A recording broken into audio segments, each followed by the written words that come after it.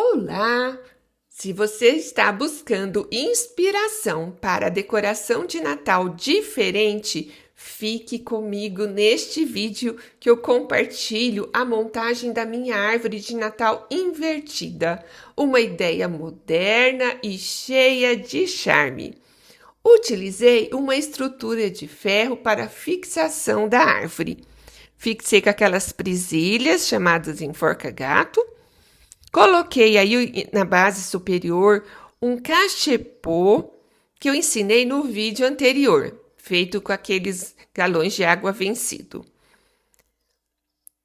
Depois de fixar bem a árvore, juntei os galhos, unindo, um galho ao outro, para dar a ideia de mais volume. Também entortei a pontinha de cada galho. E assim também tem aquela impressão de mais volume da árvore. A gente tenta fazer uma árvore glamurosa com o que a gente tem, né? Outra ideia legal é preencher, então, com aquele festão aramado. Como eu não tinha o festão aramado, eu usei o festão comum e coloquei os arames para dar essa ideia de mais volume.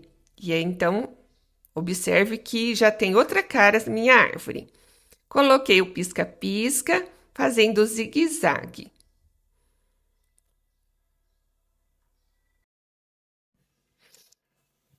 E aí está a árvore, já com pisca-pisca. E agora vamos à decoração.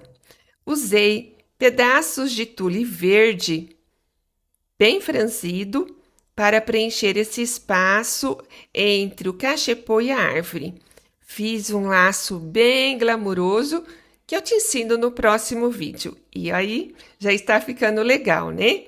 Estou ansiosa aguardando chegar as flores e as borboletas que encomendei pela internet. E aí, quando chegar, vamos lá, vamos colorir essa árvore.